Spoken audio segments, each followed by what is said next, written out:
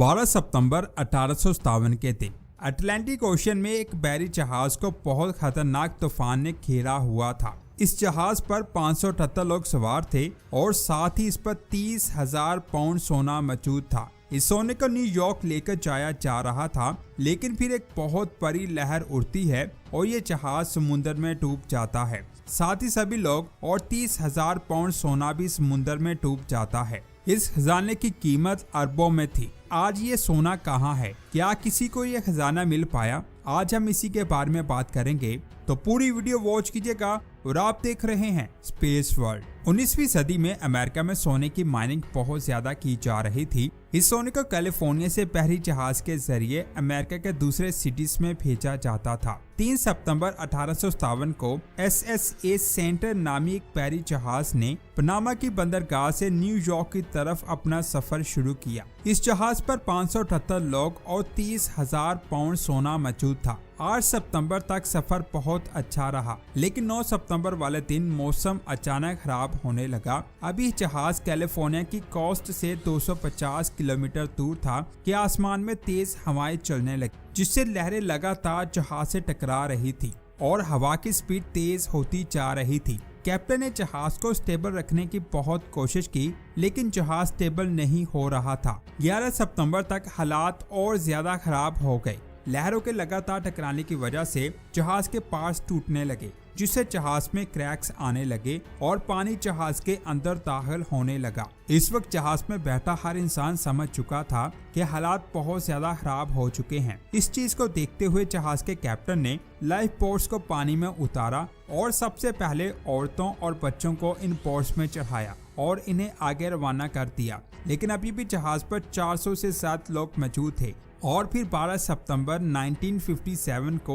जहाज इतना ज्यादा डैमेज हो चुका था कि वो पानी में डूब गया। कुछ लोगों ने पानी में छलांग लगा दी थी, जिनमें से कुछ को पास से गुजरने वाले जहाज ने बचा लिया, लेकिन ज्यादातर लोग इस हादसे में मर गए और इसके अंदर जो 30,000 पाउंड सोना मौजूद था वो भी पानी में डूब गया। इसके बाद USA की गवर्नमेंट और कई एजेंसियों ने इस सोने को फाइंड करने की बहुत कोशिश की, लेकिन कोई भी कामयाब ना हो सका। वक्त गुजरा और 130 सालों बाद इस कहानी पर marine engineer Tommy Gregory Thomas की नजर पड़ती है। उस आदमी ने इस इंसिडेंट के बारे में अच्छे से स्टडी की और समुद्र में डूबे 30,000 पाउंड सोने को फाइंड करने का सोचा। इसके लिए वो कई इन्वेस्टर्स के पास गया, क्योंकि इतने बड़े समुद्र में सोने को फाइंड करना आसान काम नहीं था। इसके लिए कई सालों का वक्त लग सकता था और साथ ही मोस्ट एडवांस टेक्नोलॉजी की जरूरत थी। इसके लिए उसने 130 से ज्यादा इन्वेस्टर्स को अपना ये प्लान बताया और उनको सोने के तलाश के बाद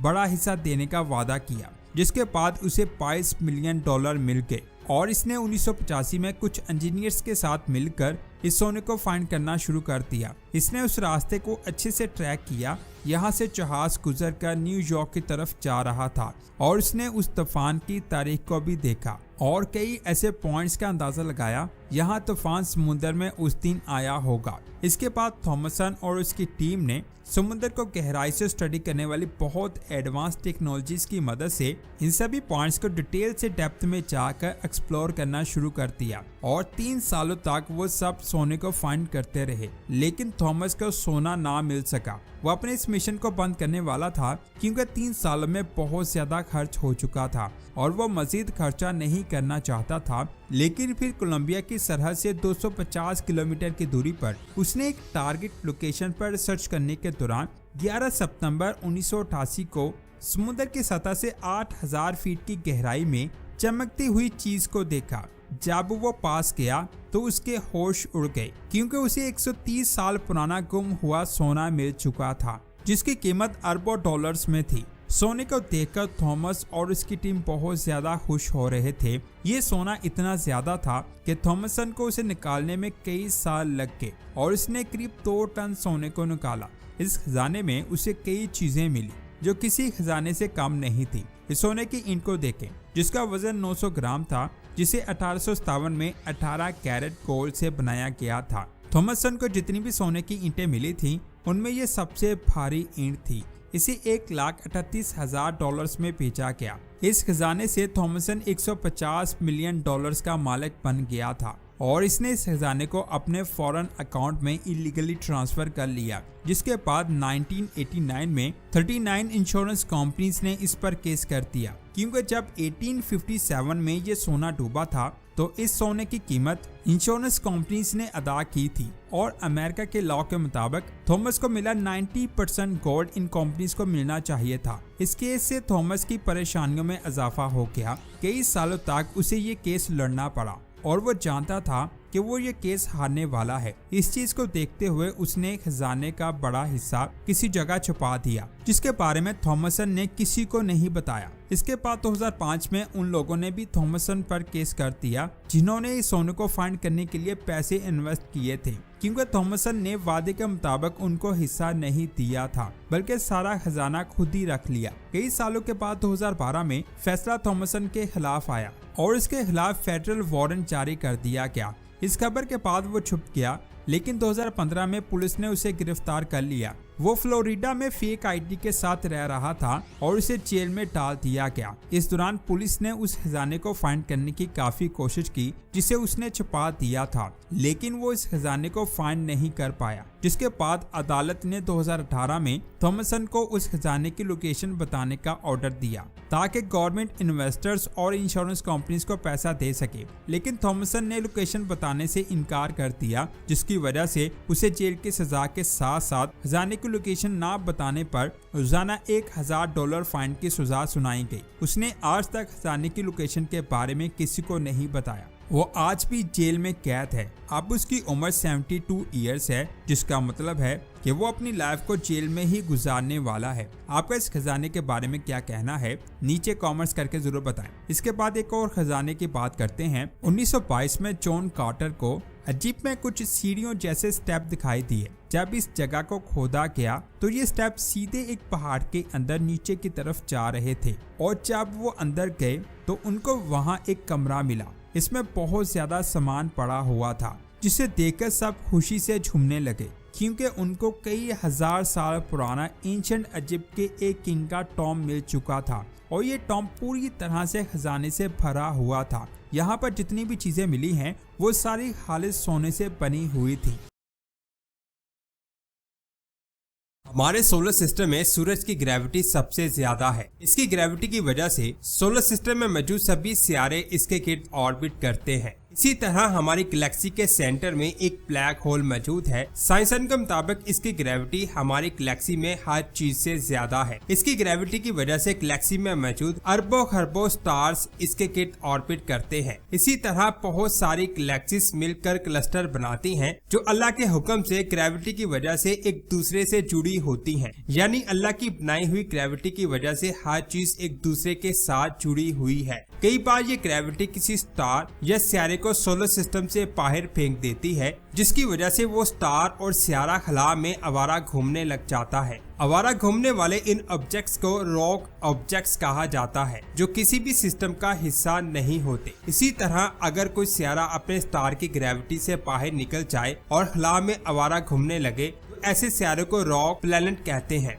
ऐसे सितारे का कोई भी स्टार नहीं होता और ये करोड़ों या अरबों सालों तक खला में घूमते रहते हैं। रॉक सितारे ज्यादातर फेल्ड स्टार्स होते हैं, जिनको ब्राउन ड्वार्फ कहा जाता है, जिनका साइज आम सितारों से काफी बड़ा होता है। लेकिन कुछ ऐसे भी सितारे होते हैं जिनका साइज इन ब्राउन ड्वार्फ से छोटा होता है। और ये कैसे बने होते हैं? ऐसे सितारों को सब ब्राउन ड्वार्फ कहा जाता है। इसके अलावा साइंसदानों ने कहा है कि ऐसे कई आवारा सितारे हो सकते हैं जो हमारी जमीन की तरह रोकी हों और इनका साइज भी हमारी जमीन के बराबर हो। यहाँ सवाल आता है कि सितारे अपने स्टार से अलग कैसे हो जाते हैं? जब किसी सोलर सिस्टम की फॉर्मेशन होती है तो इसमें बनने वाले नए सितारे आसपास मौजूद मटेरियल को खाकर बड़े होते रहते हैं। ऐसे प्लैनेट को प्रोटो प्लैनेट कहते हैं। इब्तदाई स्टेज में कई ऑब्जेक्ट एक दूसरे से टकराते रहते हैं। ऐसी सिचुएशन में जब कोई बड़ा ऑब्जेक्ट प्रोटो प्लैनेट के पास आता है या उससे टकराता है तो प्रोटो प्लैनेट का ऑर्बिट बदल जाता है, जिसकी वजह से वो अपने स्टार की ग्रेविटी से बाहर निकल जाता है और खला में आवारा घूमने लगता है। ये अमल सोलर सिस्टम की फॉर्मेशन के वक्त होता है, लेकिन साइंसदान के मुताबिक कई बार अरबों साल पुराने सोलर सिस्टम में भी सितारे अपने स्टार से अलग होकर आवारा घूमने लगते हैं। जब कोई ब्लैक होल या रॉक स्टार किसी किसी सोलर सिस्टम में आ जाता है तो उसकी ग्रेविटी से कई सितारे अपने ऑर्बिट से बाहर निकल जाते हैं।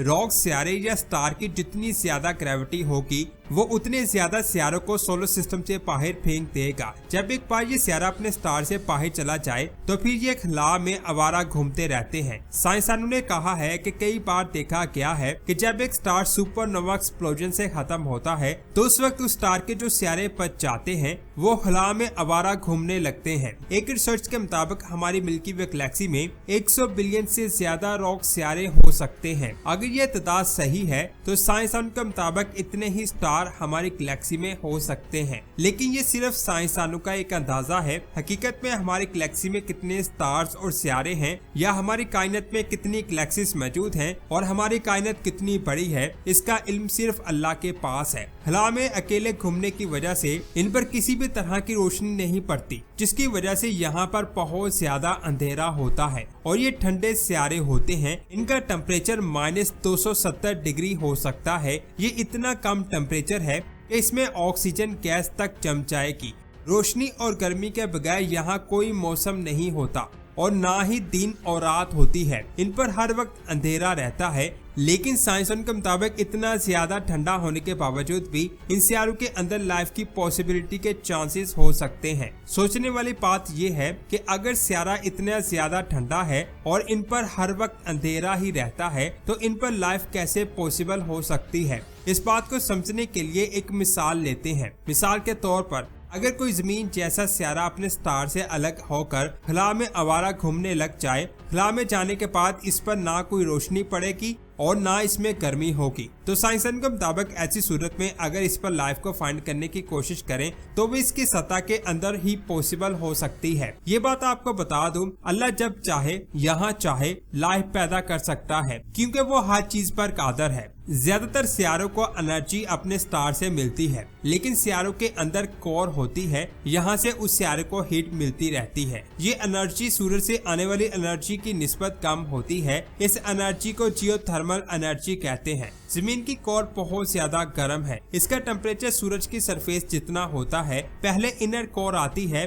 फिर आउटर कोर जो लिक्विड होती है। ये कोर बहुत आहिस्ता आहिस्ता सॉलिड होती है। जब तक ये कोर लिक्विड से सॉलिड नहीं हो जाती, साइंसदान के मुताबिक जमीन को यहाँ से एनर्जी मिलती रहेगी और इस पर लाइफ की पॉसिबिलिटी के चांसेस रहेंगे। इस चीज की वजह से साइंसदान को लगता है कि हो सकता है किसी रॉक सितारे के अंदर लाइफ मौजूद हो। इसके अलावा जिन रॉक सितारों का एटमॉस्फेयर डेंस हो और हाई प्रेशर हाइड्रोजन से बना हो तो -270 डिग्री में भी ये गैस नहीं जमेगी, जिससे गर्मी एटमॉस्फेयर में ही रहेगी और ऐसे सितारों पर पानी नहीं जमेगा जिसमें लाइफ पॉसिबल हो सकती है। इसके अलावा अगर उस रॉक सितारे का कोई मून हो तो उस चांद की ग्रेविटी की वजह से उसमें गर्मी पैदा हो सकती है। मून की ग्रेविटी की वजह से सितारों में खिंचाव पैदा होता है, जिससे उसमें गर्मी पैदा होती है। इस तरह से वहाँ पर लाइफ की पॉसिबिलिटी के चांसेस बढ़ सकते हैं। इतना सब कुछ होने के बाद भी लाइफ बर्फ की कई किलोमीटर मोटी चादर के नीचे ही पॉसिबल हो सकती है। जमीन पर समुद्र की गहराई में ऐसे कई जानदार मौजूद हैं जो कई किलोमीटर की गहराई में रहते हैं। यहाँ पर सूरज की रोशनी नहीं पहुँच पाती,